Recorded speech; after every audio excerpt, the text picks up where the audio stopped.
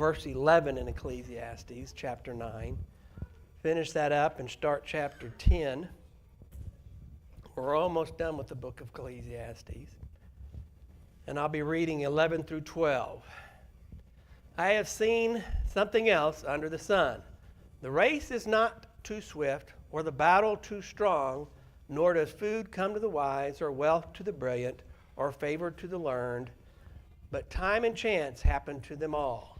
Moreover, no one knows when their hour will come.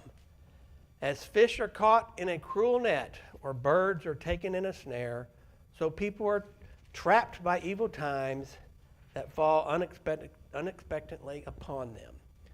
This passage, the race is not too swift, nor the battle too strong, is one of the most commonly famous verses in the book of Ecclesiastes. This book is understood to be dealing with unexpected expectations. Usually the swift do win the race. Usually the battle belongs to the strong. But that's not always the case. Strong don't always win, nor do the swift. Tortoise and the hare, right? And Bible, we've got David and Goliath. We have all kinds of things that can intervene to make things a more level playing field. Weather can, affect the playing field. Players can get sick. List goes on and on. The point being that plans can fall apart. Expect the unexpected. Not everything is always falls in place. The outcome that we expect is not always the outcome that occurs. All kinds of unpredictable and uncontrollable events may and frequently do change fortune into bad and bad into good. We can kind of see that. 2 Timothy 4:7. I'm not going to ask you to turn there. All we need to do is make sure that we fight the good fight. We finish the race because the battle belongs to who? The Lord. One of my favorite songs. The battle belongs to the Lord. So just expect the unexpected and do the best you can is kind of what we're looking at here. 13 through 15. I'm going to breeze through chapter 9 as quickly as possible so we can concentrate more on chapter 10 this morning. Wisdom better than folly. I also saw under the sun this example of wisdom that greatly impressed me. There was once a small city with a few people in it, and a powerful king came against it, surrounded it, and built huge siege works against it. Now there lived in that city a man poor but wise, and he saved the city by his wisdom. But nobody remembered the poor man. So I said, wisdom is better than strength, but the poor man's wisdom is despised, and his words are no longer heeded. Poor man versus the wise here. Well, the poor man with his wisdom saved the city against the great king who had a lot of power and resources. Yet no one can remember the poor man. That's kind of shocks our conscience, if you will. We don't accept that very well. We don't like it. Why is that? It's not fair. We like fair. We like fair. We like to see someone getting recognized for what he does. Doing the right thing, you should not have the expectation to get the glory that comes with it. Doing the right thing should be satisfying in and of itself. And that's hard. We're egotistical, aren't we? When we do something that helps people, we kind of want to be acknowledged sometimes, don't we? It hurts our feelings. It hurts our feelings to the point that we decide maybe I shouldn't be doing that kind of conduct and helping people if I'm not going to get the recognition I deserve. But that's not the goal. The goal is to always do the right thing no matter what. Let's finish up chapter 9. Looking at 16 through 18 here.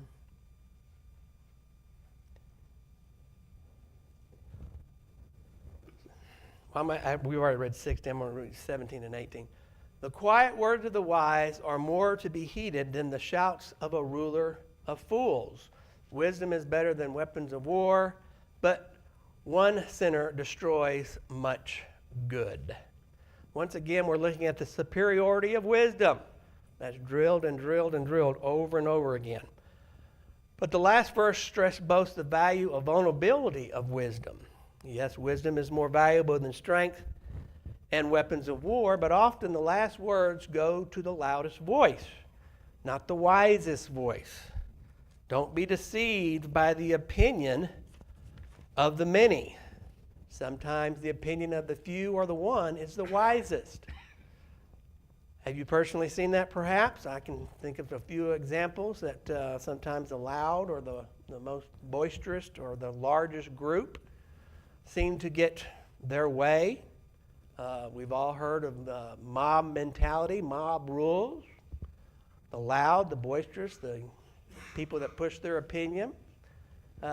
Individuals. Noah comes to mind. You know, he was probably the worst preacher. He didn't have many followers other than his family. But he was what? He was right. He was wise. We've seen that in recent history. Sometimes a person that's very affluent can move crowds, can get people of normal morality to do things that are unbelievably unconscionable. Hitler comes to my mind. Great oracle. However, his obvious goals misled a country to do things that even probably shocked their own conscience once they saw what was being done behind closed curtains, if you will. So, don't always follow the large groups. Don't always listen to the most talented speakers. You need to evaluate what they're saying is in compliance with God's will.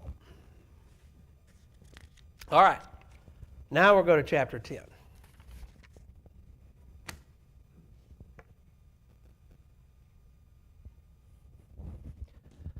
Ecclesiastes verse 10 has 20 verses in this chapter.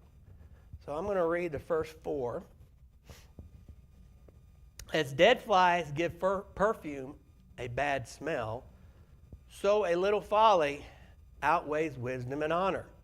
The heart of the wise inclines to the right, but the heart of the fool to the left. Even as fools walk along the road, they lack sense and show everyone how stupid they are. If a ruler's anger rises against you, do not leave your post. Calmness can lay great offenses to rest.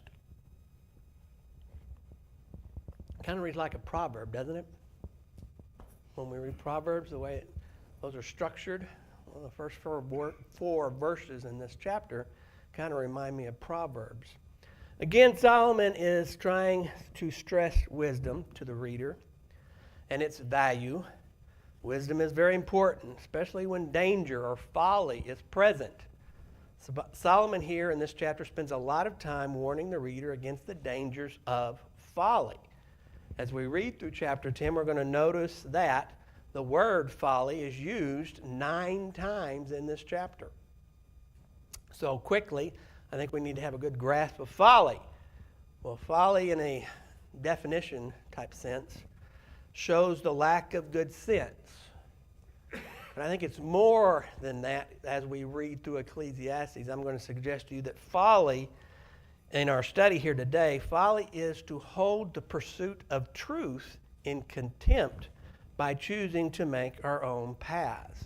In other words, we're going to do what we want to do rather than doing what we are directed to do. So in comparison, wisdom versus folly. A life of wisdom or folly comes from more than the individual decisions we make. It comes from how we approach the journey of life and the journey that we take. Verses 1 in this chapter.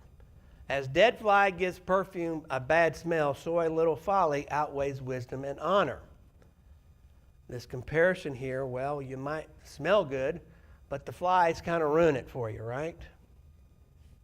Likewise, you might be wise, but you act foolishly, and thus you're ruining your wisdom. A little folly here, is the suggestion, mars the effect of wisdom. Very similar to the metaphor found in 1 Corinthians 5:6, right? Don't have to turn to it. I've got it here. A little leaven leavens the whole bread, right? That's what the suggestion here is. A little folly can mess it all up. You can work your whole life trying to attain that wisdom, but if you act foolishly in that, it destroys it. As I was studying this, I was kind of thinking, well, what's a good example of that? Bill Cosby came to my mind. Back in the 80s, Bill Cosby was highly regarded, highly respected. I can even remember some of the tapes that were played even in a Bible class, parents.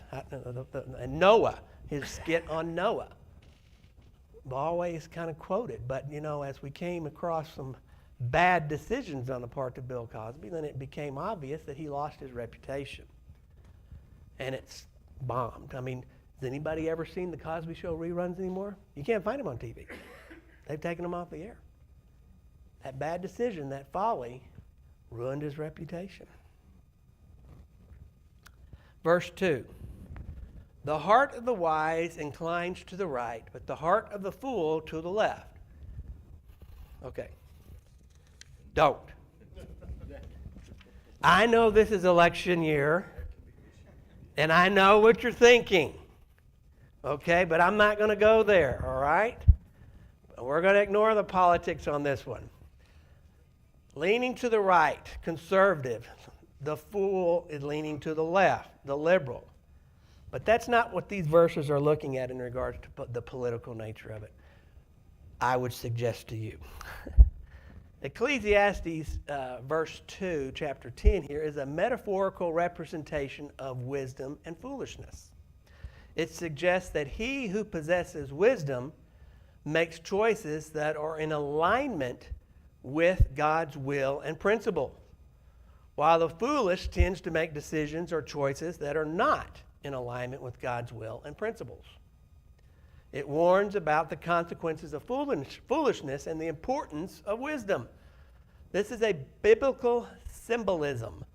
The right, in the biblical time sense, often represent righteousness, wisdom, and God's path, while the left, in a biblical sense, often represented foolishness, rebellion, and straying from God's will. So you're probably thinking, well, you went full circle. It's still kind of a political in nature, right? No. It's not a political statement. It's not. It's a biblical statement. Stay right with God. Don't go to the left away from God. Okay? Jumping to verse 3. This verse is similar to verse 1 in that the quest for wisdom, the pursuit of a good reputation, is critical. Solomon here is reflecting on human behavior, and he's emphasizing that even a small display of folly can tarnish one's hard-earned respect. This verse illustrates how quickly a wise person's reputation can be diminished through a single act of folly, kind of like we've already mentioned. The message here is clear. Striving for wisdom must remain a vigilant activity. Society closely scrutinizes positions of honor. It's also being suggested. That's especially true for you as a Christian. Like it or not, when people know you're a Christian, they expect certain conduct. And when we fell short of that, we're probably graded a little harshly. Fair or not fair, that's the mantle that we have accepted when we put on Christianity. It's not suggesting that we're always going to make the right decisions or always going to say the right things. We often have to ask for forgiveness. How many of you are in here married? Have you ever said something you didn't mean to say to your wife or your husband? It's not that you meant to hurt their feelings. It's just that sometimes that folly, that stupidity falls upon us. We like to win arguments too, don't we? Sometimes winning the argument is not always what's important. It's following God's will, honoring your spouse, doing what's important in that relationship to say that.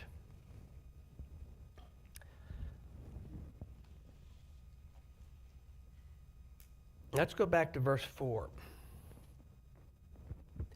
If a ruler's anger rises against you, do not leave your post.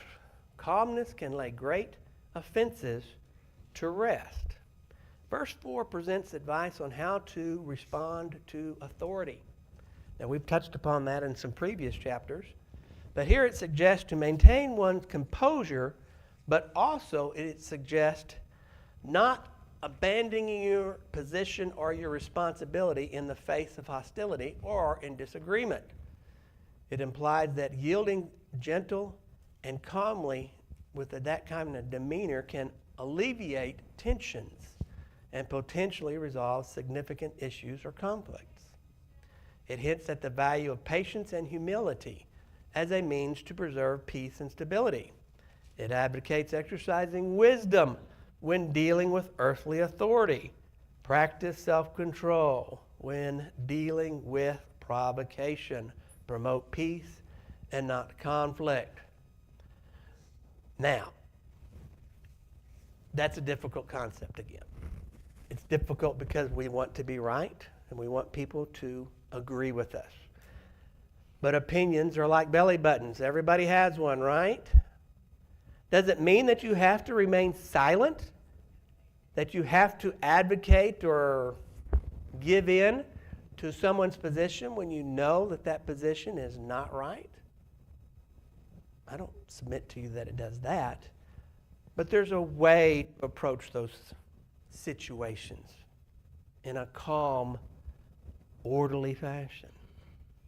We're kind of given directions on that, aren't we? When a fellow brother has sinned, what are you supposed to do? What are the steps you're supposed to take? That's right. And if that doesn't work, there you go.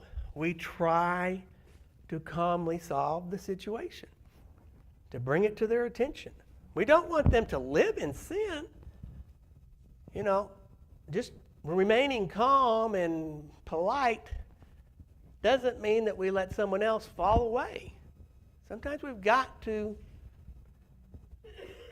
in a Christ-like manner, approach people and let them know that, hey, we're concerned. This is what you need to do, and this is why we think you need to do it. And show them the scriptures. Let's jump now to verses 5 through 7.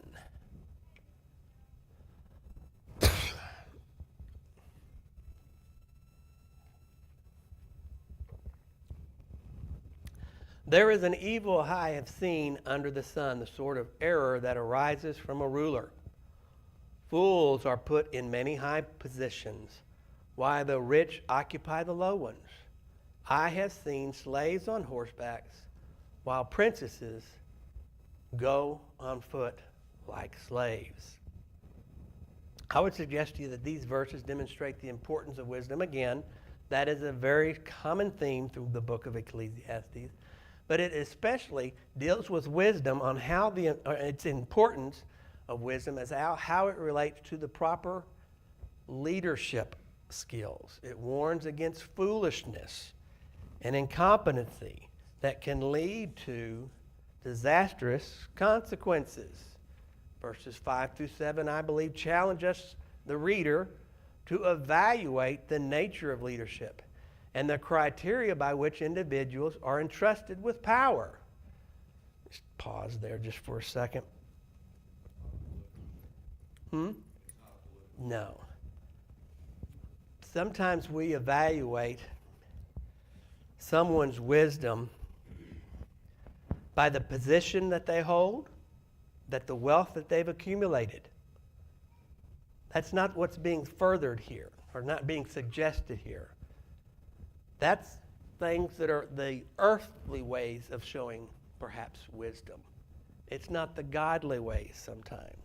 So be careful there. These verses advocate for a society where wisdom and competency and integrity are valued above all, ensuring a just and harmonious social order. Here we see that foolish leaders are quick to boast about their own abilities and knowledge, while the wise leader acknowledges their limitations and seek guidance from other more experienced and wise individuals. The wise leader has humility, recognizes their shortcomings, and learns from their mistakes. The wise leader leans on others, and seeks out advice before acting. Ego. You can't know everything. The medical field and the legal field are perfect examples. People specialize in fields. You can have a doctor who's a general practitioner, but you're going to have a brain surgeon who went to med school too, but he is specialized in the brain. Now, are you going to go to a brain surgeon if you have a pulmonary problem? Probably not, because he's not specialized in that. The legal system, you have criminal law, civil law, probate law, I can go on and on. People specialize. Why? Because it's too broad to know everything. And the wise individuals know that they don't know everything. The wise individuals are the persons that probably ask the most questions. You pick up the phone. I'm a court of general jurisdiction, which means I hear civil, criminal, probate, juvenile. I can go on and on. You can't know every detail of everything. So when I have a question and I don't know the answer or where to find that answer, I know to pick up the phone and call individuals that are specialized in that. I've called Clinton before on probate matters in which he's not involved, but hey, I need to know where I need to find this answer. It's okay. It's okay to show vulnerability. By showing your vulnerability, you're showing wisdom. Wisdom is not knowing everything. It's knowing who to contact, where to go. You can't do it all.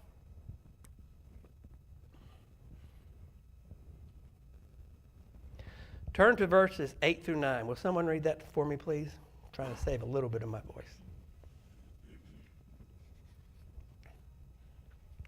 He who digs a pit will fall into it, and a serpent will bite him, who breaks through a wall. He who quarries stone is hurt by it, and he who splits logs is endangered by it. Thank you. The meaning of these verses, I would suggest, is those who seek to strive or injure others are often will bring the mischief upon their own heads, the folly on their own heads. Reap what you sow, if you will. Get what you deserve. So it's suggesting to be careful of the path that you clear or the road that you take, because you yourself will go down the same path or road and will likewise benefit or suffer from your own works. Be honorable towards others, and they will be honorable, hopefully, towards you. Be dishonorable, and they will be dishonorable towards you. These verses also demonstrate the occupational hazards of daily life. Be prepared. There is a necessity to act prudently and wise in your daily activities. Don't rashly exercise your judgment. Be patient. Expect the unexpected. Go into everything with your eyes wide open, if you will. Wisdom and patience cannot make the ordinary activities of life, or can make the ordinary activities of life go smoother. You ever regret a rash decision? Probably more than one you've thought out, right? You take time to prepare and think it out. It might take a little bit longer to get what you want to get, but you probably have reached it in a better way, right? Anybody know individuals that always speak what's on their mind? There's a filter there, that should be at least, right? Hopefully. Choose your words. Choose your words carefully. That's what we're looking at. Let's look at verse 10 now. Can someone read verse 10, chapter 10 for me? If the axe is dull and its edge unsharpened, more strength is needed, but skill will bring success. Again, wisdom's better than strength. This verse is pretty straight to the point. If the iron or the axe is blunt and one does not sharpen the edge, you obviously have to use more strength to cut that wood, right? But wisdom helps to succeed because it tells you, hey, before you get started, I need to sharpen the edge of this. This verse demonstrates wisdom, puts a person in the right way of doing things, and it directs a person to exercise the best methods and pursue the best ways and means of doing things. Kind of a little bit reminds me of, but it's not in direct comparison, what we read about in Proverbs 27:17. As iron sharpens iron, so one person sharpens another. Here we see that the wise will build loving and growing relationships with others who can help improve our own lives and relationships. It's the effectiveness and maturity found in Christian friendships. Mutual growth, when two people grow and work together, they're probably making wiser decisions. Church and godly friends are important. You're often judged by who you surround yourself with, right? Hang around the right people. People think you're doing the right things just because you're hanging around with the right people. You will become more godly and wise yourself. I kind of had a personal experience on that. I had a friend one time when I was way back 20-some years ago, actually running for office. And I was door knocking, trying to talk to people. I didn't know these people that I was talking to, but they found out my name and they said, wait a minute. You've got your sign in Paul Rotenberry's yard, don't you? I do. Well, you got my vote. Associating with the right people, people of good character, people in the community that are respected, you're lumped in with them as well. Like it or not. You hang around with the bad people, you're probably going to be viewed as a bad individual. Have you ever heard this excuse? Because I hear it all the time. He's hanging around with the wrong crowd. Well, that's a personal decision. You hang around with the wrong crowd, bad things can happen. You might, in and of yourself, have done innocent conduct, but because you're with that wrong crowd, that contraband that was found in the car could be associated to you, and you've got a lot of struggles ahead of you to get your name cleared because of it.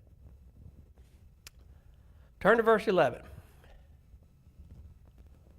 If a snake bites before it is charmed, the charmer receives no fee. Here we see the folly and danger of allowing careless words and actions to undermine one's wisdom and reputation. Foolish words can have disastrous consequences. Getting bit by a snake, that's pretty bad. Words have impact. Words hold weight. They can either build up or tear down. This verse highlights the value of restraint and prudence in your choice of words. Think before you speak. You can build a bridge or you can burn the bridge down by your words. Speak as though God is listening because He is. Now, zingers. How many of you, unfortunately, are blessed with the ability to fast think and have zingers at your easy disposal when confronted by people who get in your face, say something they shouldn't to you, or offend you? Yeah. I unfortunately am one. I don't know if it's my training, but if I don't think about what I'm going to say, if I get angry, I can cut someone to the bone. And usually that person is someone I care about deeply, which hurts me because I don't intend to hurt them. It's just a human reaction. I have to think, and I don't always do it, before I speak. God gave you 2 ears, 1 mouth. Listen is twice as much as you speak. He gave you a brain, the filter. Think before you speak. When you speak, unfortunately, it's what's in your heart. People know how you really feel by the words that you use. I see a lot of nodding the head, especially from husbands out there. It's okay to say, I'm sorry. We need a vaccine for that one, don't we? All right, let's look at verses 12 through 14.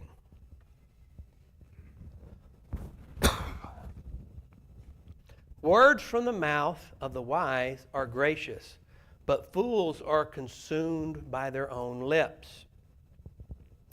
At the beginning, their words are folly. At the end, they are wicked madness. And fools multiply words. No one knows what is coming. Who can tell someone else what will happen after them? Verses 14 through 15. These verses are a continuation of what we have been discussing earlier in verse 11. Again, the real brief here. The point that's trying to be driven into our heads in these verses is to help us to understand that again, and they highlight the importance of using our words and the tone of those words. The tone of those words. Cam, thank you for the coffee. Thank you for the coffee, Cam. The difference. One, I'm expressing gratitude. The other, perhaps frustration because it had a hole at the bottom of the cup and the coffee got on me. Tone can express different, even though I use the same words, the same exact words, the way I said those words expressed a different meaning, didn't they? Tone can also be looked at in the way that we say it. Thank you for the coffee, Kim. Thanks for the coffee, Kim. Same tone, but what was I doing visually? Expressing a different meaning, wasn't I? Just by my body language. It's telling us to be careful of how we say it and what we say. And sometimes the how is more important than the what. There's a contrast between the speech of the wise person and that of the fool. These verses point out and urge us to be mindful of the impact of our words as they affect not only others, but ourselves. You know, you say things sarcastically enough times and be mean-spirited enough times, and guess what? You're going to become a sarcastic, mean individual. So exercise wisdom in your communication. Recognize the limitations of your knowledge. Listen more than you speak. Speak lovingly. This is a summation of what we've been reading so far. If you speak lovingly, Christ-like, you're better received, better viewed. Your message will probably be taken to heart. But it's all in the tone, the words, and your body language. They are a package deal. Verse 15. The toil of fools wearies them. They do not know the way to town. This passage highlights the truth about the futility of life's endeavors when they are influenced by foolishness. Solomon here emphasizes the burdensome toil that accompanies foolish efforts. It illustrates that without guidance of wisdom, one's actions can lead to confusion and weariness. Anybody see a practical aspect of that they've experienced that? The toils of who wearies? They do not know the way to town? Talk about something you don't know anything about because you want to feel like everybody appreciates that you have wisdom, so I'm going to talk about something I do have nothing about. Yeah, but they'll realize that Yeah. as you go on. They do. Now, you probably have personally experienced that, right? You have a problem with your car starting. I know nothing about cars, but if I start expressing as if I know what your problem is, pretty soon my foolishness is figured out and I look worse, right? Whereas I should have just gone, hey, I don't know anything about cars, but I think Troy might have had that experience last week. Show the wisdom. Wisdom is not knowing the answer, but maybe knowing where to find the answer sometimes. Ecclesiastes 16 through 17. Can someone read that, please?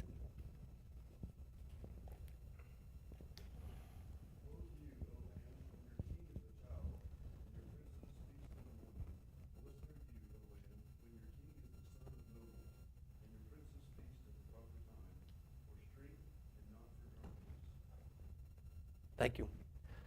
This passage, these verses, they highlight the profound impact of wise rulers. It underscores the essence of leadership. We can understand that. It advocates for a thoughtful, exemplary approach that prioritizes the welfare of people.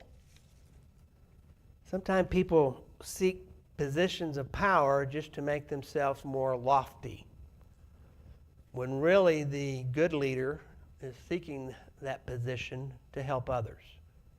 That's what we're looking at here. Here, wisdom stands as a beacon of hope, suggesting that when leaders act with honor and responsibility, the entire community flourishes.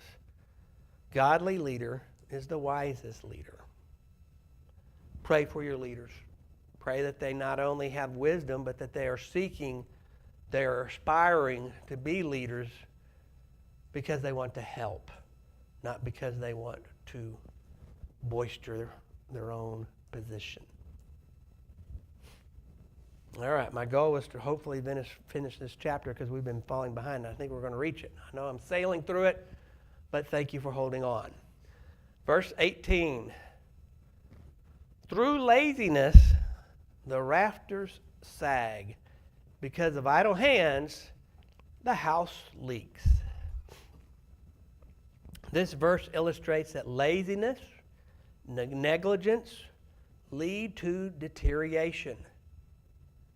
Idleness eventually destroys your good works. It stresses, and it is a cautionary tale against complacency. It emphasizes the necessity of diligence in all our endeavors.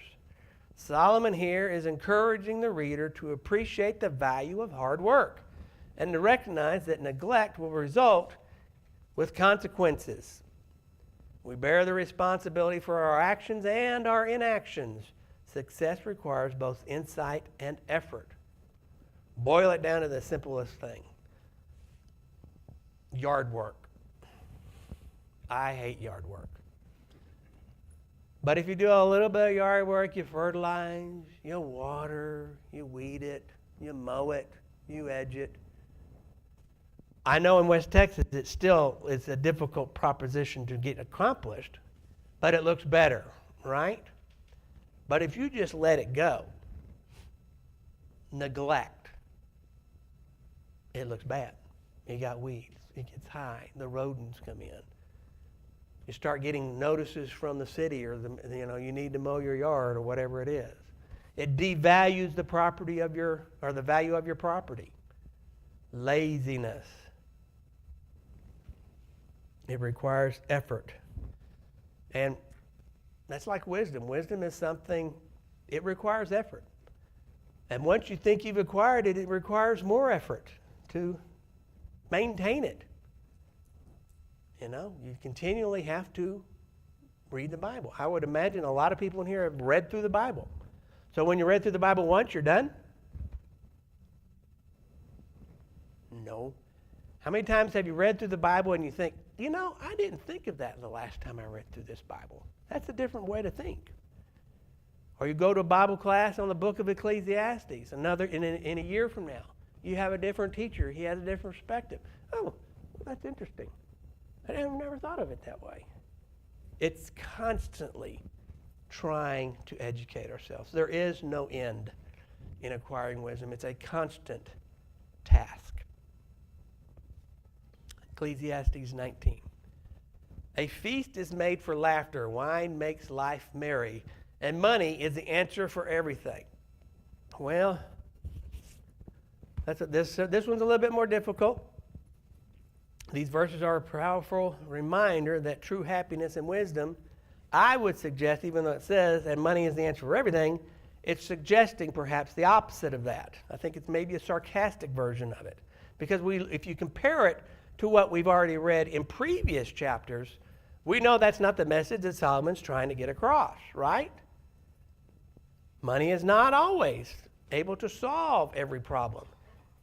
I would suggest instead this verse is beyond what is being here propositioned, which tell us to look beyond the superficial, telling us to prioritize things that have lasting value in our lives. It encourages us to seek fulfillment in meaningful relationships, personal growth. This verse tells us to prioritize the things that bring genuine happiness. Ecclesiastes sometimes is a mirror in regards to looking at ourselves and looking at the past of what Solomon experienced himself. The best way to learn is, when you succeed, is that the best way to sometimes always learn? You learn a lot. It remains on your heart and in your mind a little bit more when you fail, don't you? Because you don't want to do that again. Solomon had a lot that he messed up.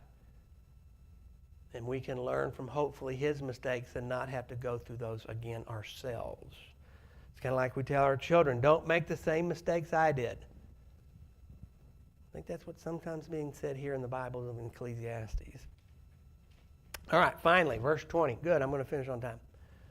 Do not revile the king even in your thoughts, or curse the rich in your bedroom, because a bird in the sky may carry your words, and a bird on the wing may report what you say. This, again, is something we've kind of touched upon in previous chapters. The meaning of verse 20 is simple, and it's been stressed to the reader. Then Solomon here instructs again that even under bad leadership, show some restraint.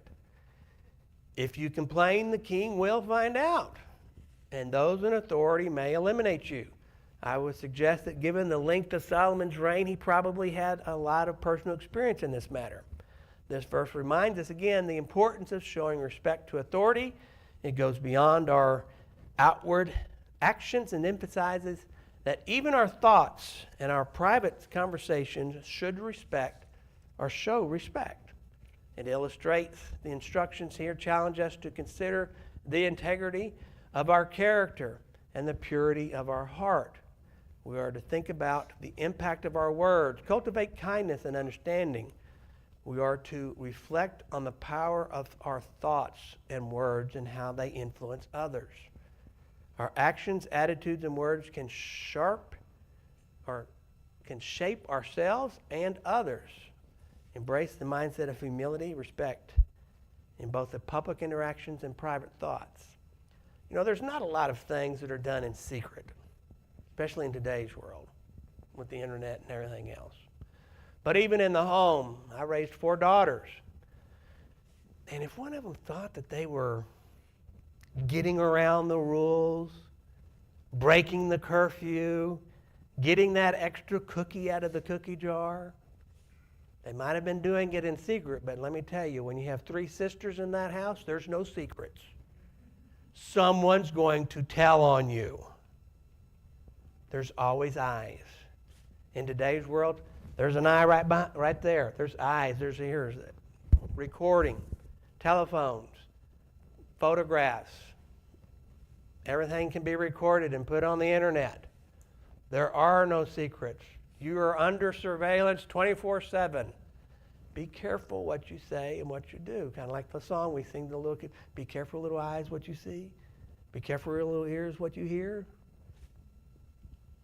Has applications to even us as adults. Questions, comments as we finish chapter 10. Just 2 more chapters to go. That last, number 20, the last one, what I see in the world out there today, nobody's following that at all. Do not curse the king. Of course, I'm thinking about politics, you know. How many of us curse the king? The king is Biden. Yeah. You know, I don't think that's possible for us to, we're humans and we're Well, gonna complain. We usually don't get instructions on things we easily do. You know, we don't have a lot of instructions in the Bible, for example, on how to breathe, because it comes naturally, right? We get instructions on things that we suffer or we struggle with. And showing respect and people that need to be respected, sometimes you need to respect the title even though you might not respect the person. There's also, though,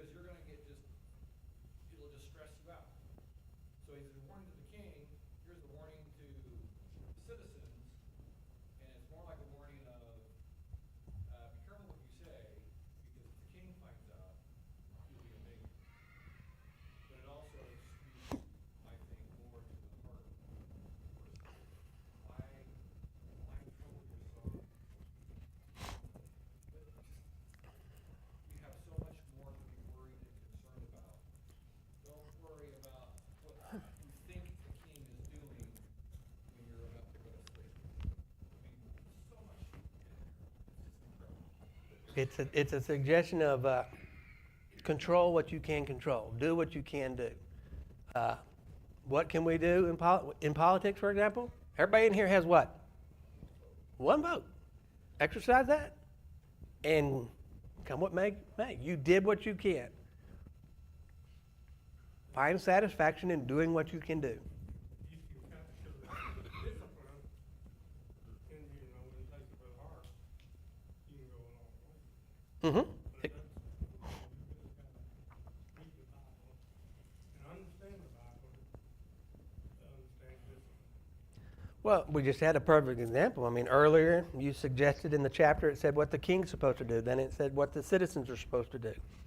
Well, if you just read one chapter, you don't understand that there's a previous chapter that says there's a bigger picture here. Everybody's got to do this. So yeah, you've got to read, and you can't pick and choose. You can't cherry pick verses. You can't cherry pick books. By that I mean Matthew versus Luke. You've got to look at the whole concept to understand. And even then, it's a constant struggle. Because we said this earlier, when we read the book over and over again, we've always come across things that, wait a minute, I might have been doing this wrong or not the right way. So it's a constant educating yourself. You never stop learning. Good to have a study. Good to have. All right, I throw